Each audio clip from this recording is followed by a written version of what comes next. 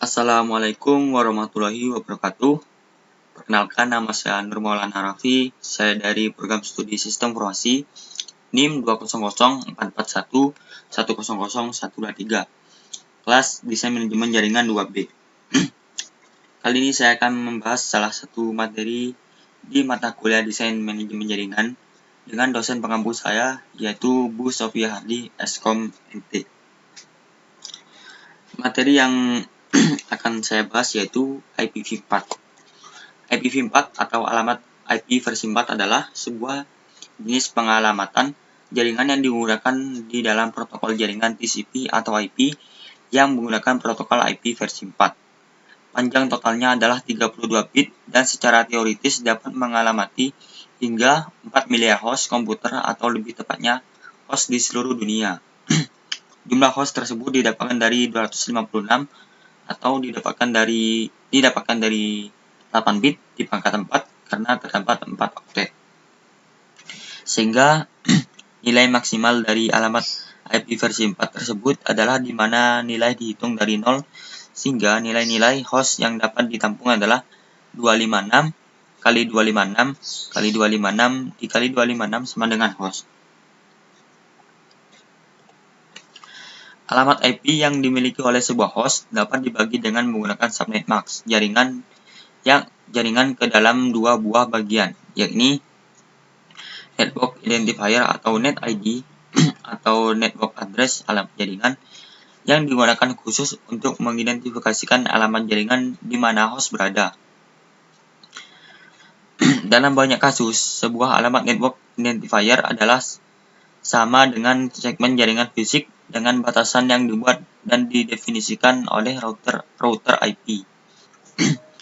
Meskipun demikian, ada beberapa kasus di mana beberapa jaringan logis terdapat di dalam sebuah segmen jaringan fisik yang sama dengan menggunakan sebuah praktek yang disebut sebagai multinetting.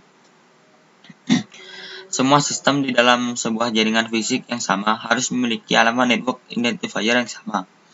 Network identifier juga harus bersifat unik dalam sebuah internet network. Jika semua node di dalam jaringan logis yang sama tidak dikonfigurasikan dengan menggunakan network identifier yang sama, maka terjadilah masalah yang disebut dengan routing error. Alamat network identifier tidak boleh bernilai 0 atau 255. Host identifier atau host ID atau host address, alamat host, yang digunakan khusus untuk mengidentifikasikan alamat host dapat berupa workstation, server, atau sistem lainnya yang berbasis teknologi TCP atau IP di dalam jaringan. Alamat IPv4 terbagi menjadi beberapa jenis, yakni sebagai berikut. Yang pertama, alamat unicast. Alamat unicast merupakan alamat IPv4 yang ditentukan untuk sebuah antarmuka jaringan yang dihubungkan ke sebuah internet network IP. Alamat unicast digunakan dalam komunikasi point-to-point atau one-to-one. Yang kedua itu ada alamat broadcast. Alamat broadcast merupakan alamat IPv4 yang didesain agar diproses oleh setiap node IP dalam segmen jaringan yang sama. Alamat broadcast digunakan dalam komunikasi one to everyone. Yang ketiga ada alamat multicast. Alamat multicast merupakan alamat IPv4 yang didesain agar diproses oleh satu atau berbeda node dalam segmen jaringan yang sama atau berbeda. Alamat multicast digunakan dalam komunikasi one to many. Nah, untuk di sini secara teori, untuk prakteknya nanti saya akan praktekkan di Cisco-nya. Kelas dalam IPv4. Yang pertama itu ada kelas A. Alamat-alamat kelas A diberikan untuk jaringan skala besar. Nomor urut bit tertinggi di dalam alamat IP kelas A selalu diset dengan nilai 0. 7 bit berikutnya untuk melengkapi oktet pertama akan membuat sebuah network identifier. 24 bit sisanya atau 3 bit oktet terakhir mempresentasikan host identifier. Ini mengizinkan kelas A memiliki hingga 126 jaringan dan 16.777.214 host tiap jaringannya.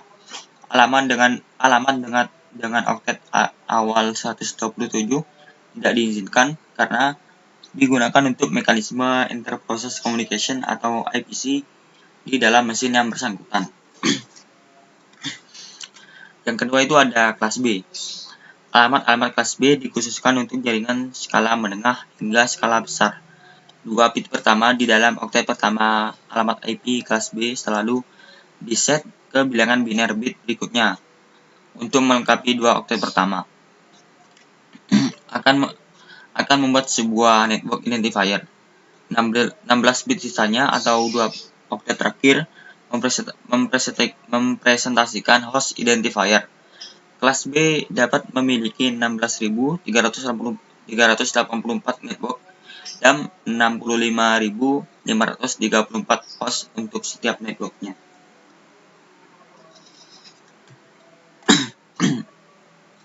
Nah, yang ketiga itu ada kelas C. Alamat IP kelas C digunakan untuk jaringan berskala kecil. 3 bit pertama di dalam oktet pertama alamat kelas C selalu diset ke nilai biner bit selanjutnya atau untuk melengkapi 3 oktet pertama. Akan membentuk sebuah network identifier. 8 bit sisanya atau sebagai oktet terakhir akan mempresentasikan host identifier. Ini memungkinkan pembuatan total 2.087.152 buah network dan 254 host untuk setiap networknya. Dan yang keempat itu ada kelas D. Alamat IP kelas D disediakan hanya untuk alamat IP multicast, sehingga berbeda dengan 3 kelas di atas atau 3 kelas sebelumnya. 4 bit pertama di dalam IP kelas D selalu diset ke bilangan biner bit sisanya ke dalam IP kelas D selalu diset ke bilangan biner bit sisanya digunakan sebagai alamat yang dapat digunakan untuk mengenali host. Terus yang kelima itu ada kelas E. Alamat IP kelas E disediakan sebagai alamat yang bersifat eksperimental atau percobaan dan dirancang dan dicadangkan untuk digunakan pada masa depan. 4 bit pertama selalu diset kepada bilangan biner bit sisanya digunakan sebagai alamat yang dapat digunakan untuk mengenali host. Nah, untuk sekian untuk materi kali ini. Selanjutnya saya akan mempresentasikan jenis-jenis alamat IPv4 di Cisco Packet Tracer. Dan Cisco Packet Tracer yang saya gunakan adalah versi 5. Oke, yang pertama itu kita butuh router. Nah, setelah itu kita butuh switch untuk menghubungnya. Nah, setelah itu kita butuh 2 PC, terus 1 laptop dan 1 printer. Dan setelah itu untuk kabelnya. Nah, untuk kabelnya ini ketika kita milih ini, maka dia akan secara otomatis kabel otomatis. Nah, kalau yang ini kita milih sendiri. Oke, kita gunakan yang otomatis.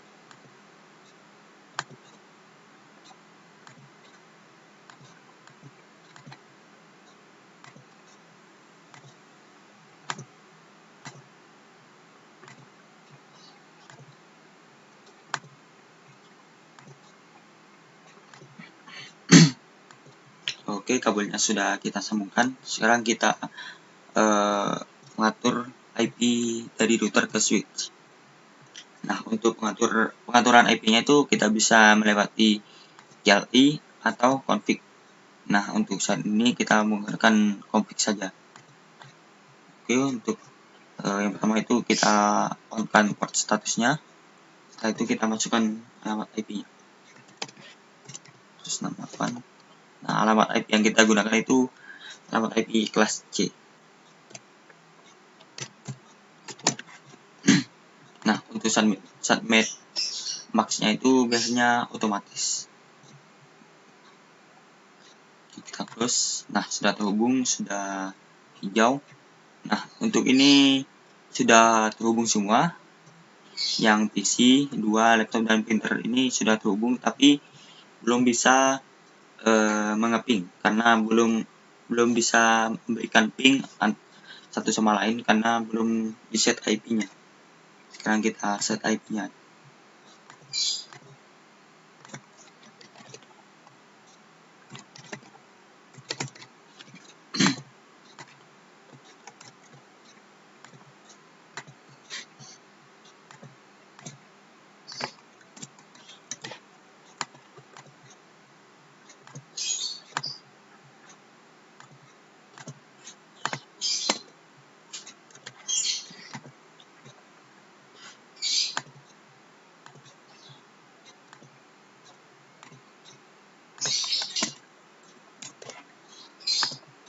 Nah, ini kita sudah memberikan masing-masingnya, sudah kita berikan IP address. Sekarang kita coba untuk memberikan pesan, yaitu kita coba unicast dari PC ke laptop. Nah, sudah sukses. Ini ada skenario-nya. Terus kita bisa lihat untuk jalannya pengiriman pesannya, yaitu di auto capture atau play. Nah, dari PC 1 dia akan mengirim ke switch. Nah, setelah diproses di switch, dia akan mengirim ke laptop kosong atau ya laptop nol. Nah, setelah diterima dia akan merespon dan merespon kembali ke pengirimnya. Seperti itu. Itu jalur jalannya dari unicast. Oke, kita reset kembali. Kita delete. Nah, sekarang kita coba yang broadcast. Nah, untuk broadcast ini kita hanya menggunakan filternya, kita hanya menggunakan ISP saja. Oke, setelah di set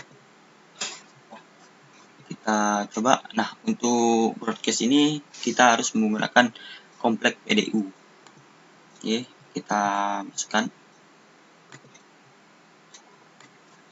Nah, untuk broadcastnya sendiri kita masukkan alamat IP-nya itu 255, 255, 255, dan 255. Nah, untuk sequence numbernya itu kita masukkan 1, dan untuk time-nya itu kita masukkan 0. Nah, setelah itu kita klik PDU. Masih progress. Nah, sudah sukses. Kita lihat. Nah, yang pertama itu dari PC 0 mengirim ke switch, lalu oleh switch akan disebarkan atau di broadcast ke seluruh yang terhubung yang ada di dalam jaringannya. Nah, setelah dikirimkan, dia akan semuanya itu akan merespon kembali ke pengirimnya. Nah, seperti itu jalan dari alamat broadcast. Sudah berhasil dikirim satu-satu.